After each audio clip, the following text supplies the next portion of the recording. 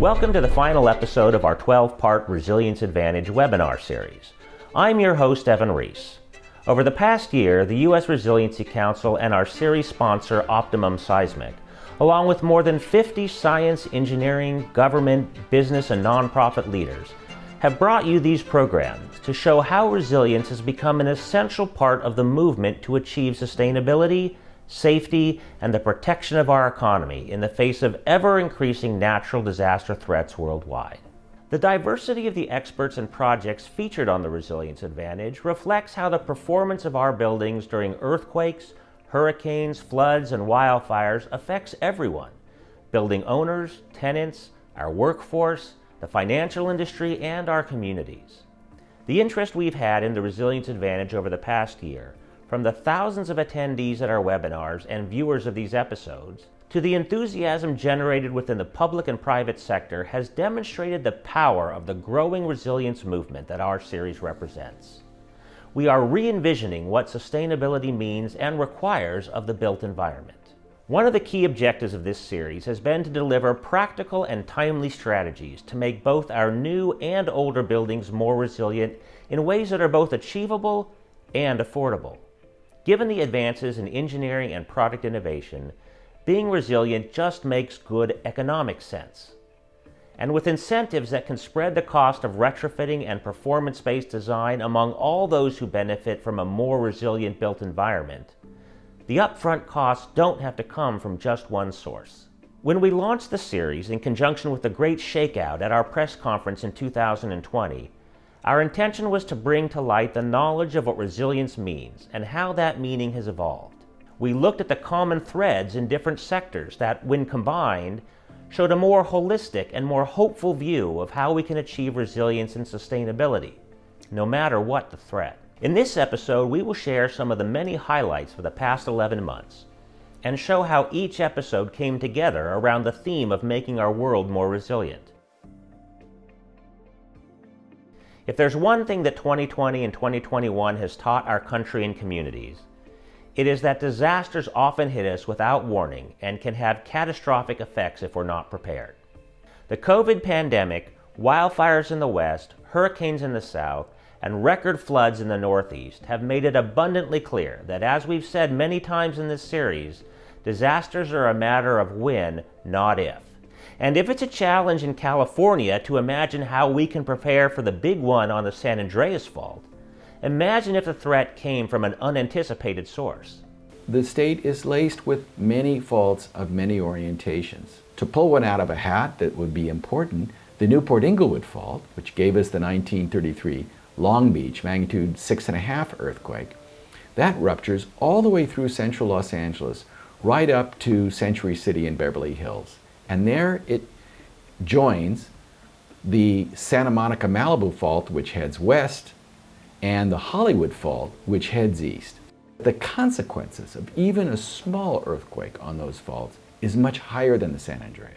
With San Diego having a longer fault rupture potential, we're now looking at earthquakes that are going to impact not just communities, but regions. And those regions are going to be stretched not only in damage, but also in response. Resources are now going to be taxed when the community that's been affected is much greater.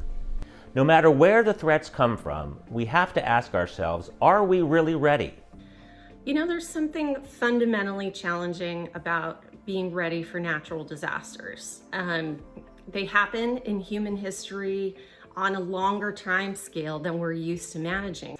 We go through this cycle again and again of preparedness, mitigation, response, and recovery. The worst thing after a disaster is knowing what you should have done and didn't do beforehand in order to lessen its impact. You're asking people to think about things that they don't like to think about, and especially when they think about their property, which is usually their largest financial asset, and that it might be at risk or exposed in terms of seismic risk. You start to see light bulbs go off, and I think that's really important because, you know, getting the public behind this, getting consensus around thought about seismic safety is huge. We've stressed throughout the Resilience Advantage that good governance at the local, state, and national levels and resilience investment by the private sector are essential if we are to ensure that natural peril events do not become disasters. We will not be able to respond to disasters but for governance, in other words, the collaboration of the various sectors coming together at various stages, pre and post disaster, to address the issue. Indeed, government actually has a substantial role in this orchestra of various actors coming together to govern. It's a sobering reality that these impacts of natural disasters are increasing in the United States and around the world as a function of both climate change and infrastructure growth in high hazard areas. There's no question that the impact on communities is no longer something that we can't focus on or only focus on in terms of relief. You know, maybe if it only happened truly once every 100 years, you wouldn't have to think so much about resilience. We've seen with disasters like Superstorm Sandy in 2012 and the twin Christchurch earthquakes in 2010 and 2011 that when hurricanes or earthquakes destroy tens of thousands of buildings, the debris generated contributes enormously to negative environmental impacts by releasing toxic chemicals into the environment and causing the need to replace and rebuild potentially millions of tons of destroyed materials. Thus, resilience and green design are not separate, but rather complementary halves of the sustainability equation. There's a Venn diagram of sustainability and resilience, and I think there's a significant amount of overlap. To me, in order to be a truly sustainable society or have a truly sustainable building, that means that it's resilient. That's how it's going to be sustained long term. The good news is that professional architects and engineers are incorporating resilience into their designs as an integral component of their sustainability practices. We're seeing that a focus on resiliency is really complementary to what we're already doing with LEED, and it's also becoming prevalent in how our clients are looking at their projects, how they design spaces to connect with their people, to support their people, be able to operate their businesses, and be able to respond in case there is some type of a catastrophic event. One of the key objectives of the U.S. Resiliency Council is to communicate to the public and building stakeholders that the engineering science behind resilience is mature and capable of making our new and older building stock better able to withstand the current and future risks of natural hazards. Over the last about 20 years, we've gone from being able to design buildings for safety objectives to being able to evaluate buildings looking at damage and looking at damage to individual components in the building and doing that in a very complete way so that engineers can design to limit that damage and to get buildings to be functional more quickly after an earthquake. We've discussed with nationally renowned structural engineering experts and researchers how older structures, including unreinforced masonry buildings, non-ductile concrete and steel structures, tilt-up construction, and soft-story wood frame buildings have been shown to be particularly vulnerable to the effects of earthquakes, potentially putting millions of lives and billions of dollars at risk. By testing the performance of these buildings using shake tables and computer simulations, we found ways to preserve and mitigate these buildings rather than replace them. We learned about companies that have created innovative products that protect buildings from the devastating effects of earthquakes, demonstrating that high technology isn't limited to phones and cars, but it can be employed on a building scale. The USRC's mission is to develop rating systems that measure and communicate building performance in natural hazards, including earthquakes, hurricanes, flood, and wildfire. Rating systems are extremely important. They convey to the public what these buildings actually do in a natural disaster. So knowing that the U.S. Resiliency Council is actively looking at buildings and putting placards on there, so when you walk in, you know that this building is safe.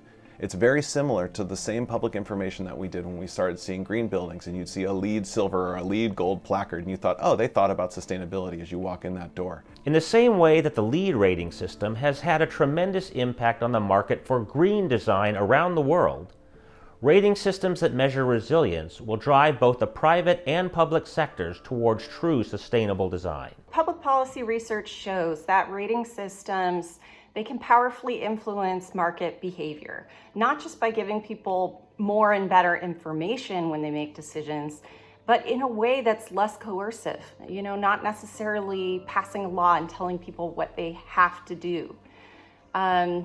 People start wanting to build, serve, produce differently because they know they're going to be rewarded for offering that better product, because the fact that it's a better product is easily visible to the consumer. One of the biggest misconceptions that we've tried to dispel through the Resilience Advantage is that code compliance is synonymous with resilience. Going back to this theme of our building codes and the focus on safety, if we don't focus on usability or repairability, that could be a potential scenario, meaning you have a major earthquake in an urban center like Los Angeles, where we don't expect the number of fatalities to be very high, but you could foresee a situation where some percentage of the population are not able to reoccupy their homes after the earthquake. As we saw over the course of the Resilience Advantage, both private and public sector owners are recognizing that it's not enough just to ensure that new projects meet the minimum safety requirements of building codes. When it comes to essential services necessary for a business or government agency, the ability to remain operational can be critical. And it is vital that the entire project team comes together with that goal in mind. An example of this type of collaboration occurred with the Clifford B. Allenby building in Sacramento, a new office building for state employees that will be providing essential services to communities after a disaster. Everybody got on board really quickly. I think the contractor was really excited to be involved in this, really excited to be able to build a building that is resilient and be a part of that, sort of pushing the industry forward in that direction. The architect also was very excited about it too.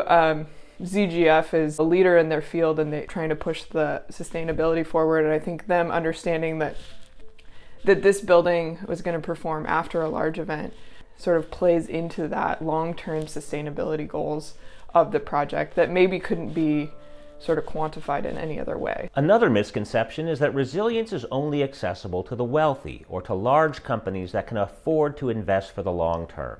Casa Adelante, a 9-story, 100% affordable senior housing apartment building in San Francisco, dispels this myth.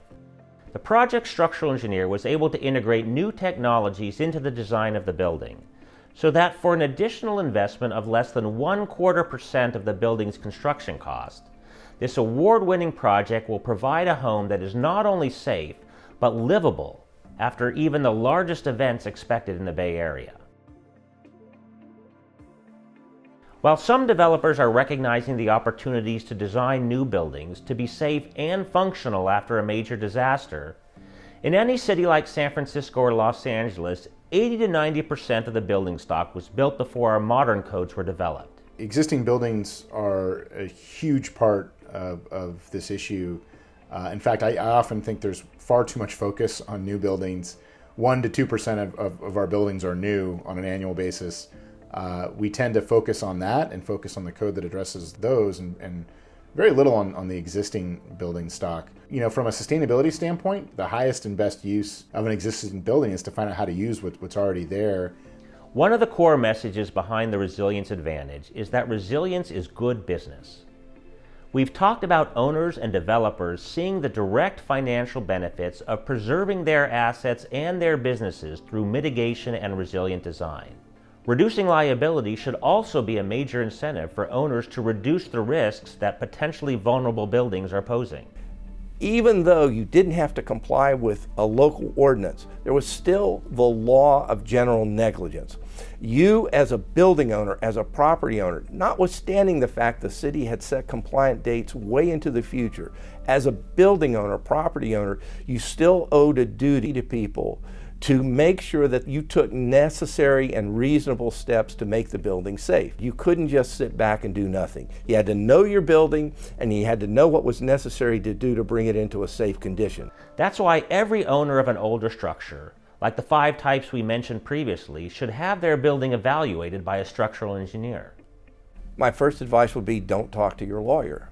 talk to your engineer, talk to your architect, talk to someone who can tell you what the condition of the building is.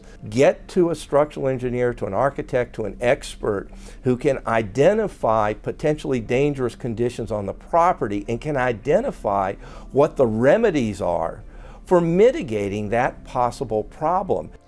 From large projects like the seismic retrofit of the UC Berkeley Memorial Stadium or the Anheuser-Busch factory in Northridge, to historic hotels in the heart of downtown Portland and the California Central Coast, to soft-story affordable apartment buildings in Los Angeles, the Resilience Advantage has highlighted the diversity of building owners that are making the choice to invest in resilience to protect their building occupants, their property values, and their businesses.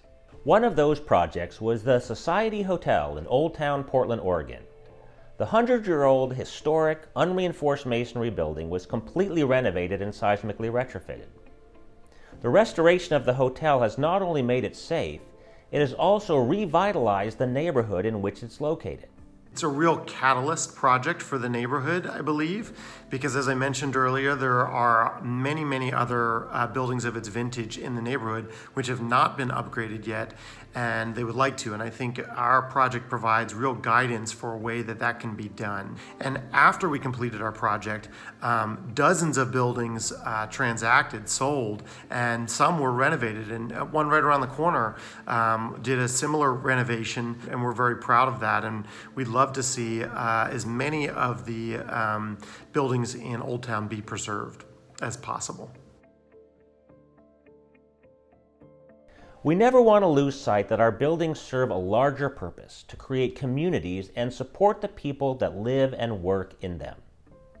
Throughout this series, we've always tried to tie the science and engineering of resilience back to how these tools make our communities safer and better able to withstand the inevitable occurrence of natural hazards, so that these events do not become disasters. And the way that we look at protecting communities is by trying to figure out how can we ensure that infrastructure and housing is in a better condition, that it is fortified, that it is braced and bolted, that there is infrastructure in the community that's flexible. Reducing infrastructure exposure will equate to a safer community when there is an earthquake. Avoiding disaster and avoiding the trauma of disaster should be our primary focus in this nation. The avoided costs of a disaster should be a preeminent concern when we're considering investing in infrastructure and housing. Obviously, at the heart of it, we start to measure our performance not just in terms of safety, but in terms of how quickly we can return to function. So the concept of functional recovery is something we will adapt to. We're going to look at it from a community services perspective and say we need these sorts of services in this amount of time. Communities that are being successful in achieving resilience recognize that it takes everyone, both the public and private sectors, to embrace their role and contribute resources to the effort. So resilience is really a community effort. We as a city, I as a city, the mayor as a city, can't do it all alone. It really takes partnerships, and resilience really builds on itself. When businesses are able to continue, then they're able to continue to pay taxes to the city, which go towards police and fire and emergency services and fixing the roads. And it really is important when we think about long-term resilience to think about the economic consequences of earthquakes and how that's going to affect not only individuals and families, but how it's going to affect businesses and city and society in general. What I would say is many people need to really think bigger about the consequences of earthquake and vulnerable buildings. It's not just about losing the building. There is a cost that is attached to that, obviously. And the cost of paying for retrofit versus losing your building, losing your business, potentially having employees, customers, clients lose their lives, and the liability that's attached to that, that's something that could change someone's life for the rest of their life. We have highlighted cities such as San Francisco, Los Angeles, and Santa Monica, which have translated the understanding of their risk and the need to mitigate it into concrete policies and ordinances that have dramatically reduced the number of vulnerable properties in their communities. Santa Monica was successful in having their seismic retrofit program initiated and passed by the community and city council, mostly because of the recognition of seismic risks to the city and the greater need for continuity and resilience. It's recognized that each city could be on their own for several days, if not several weeks, and resiliency is the key. The USRC, as part of its mission, is working to demonstrate that it is not just mandatory ordinances that can motivate investments in resilience. Studies conducted by FEMA, the National Institute of Building Sciences, and the USRC itself have shown that resilience is pure and simple good for business. We've shown affordable housing projects in downtown San Francisco can be built for higher seismic performance for zero increase in construction cost. We've shown how projects throughout the West Coast for schools, for other institutional facilities can be done for higher seismic performance for 1% or less increase in construction cost. Don't fall into the trap of thinking this higher performance comes with a big price tag. Retrofits of existing vulnerable buildings ultimately make our built environment safer and protect our economy. The National Institute of Building Sciences found that investments in better than code design or in hazard mitigation returned between $3 and $13 for every dollar spent in terms of property and lives protected and the social and economic preservation of our communities. The good news is that thanks to engineering innovation, achieving resilient performance of our new and existing buildings is both practical and affordable. Whatever measure you use, the benefit is clear. When a building is made more resilient, the benefits ripple out beyond just its owner and tenants, including the lenders and insurers and the community at large. That's why the USRC believes it's essential that these larger groups of stakeholders who benefit from resilience contribute to investments in it. This is echoed by our business leaders. Well, I think one of the ways that we're going to get our businesses to actually retrofit is finding incentives, whether it's a private-public partnership or it's a city-funded program or it's coming from some of our larger utility companies, and I think that's the most important thing right now is to create support so it does happen. If there's a way to fast-track the permitting that shows a public and private partnership where the city acknowledges that they're making these changes because they're creating safer buildings for the community, safer buildings for employees, safer buildings in our city, that there really shouldn't be red tape there or long drawn out processes. Preparation and resiliency has never been more key to our business community's survival. We must be resilient to ensure our buildings stand, our economy hums, and our employees are safe, first and foremost. We must safeguard our investments, our region, and all who live right here. When a building collapses during an earthquake, an owner or a lessee is left with no operating business, the communities face further extensive economic damages, and workers lose their livelihoods. These impacts of these events can be prevented, and that's why we all stand here today.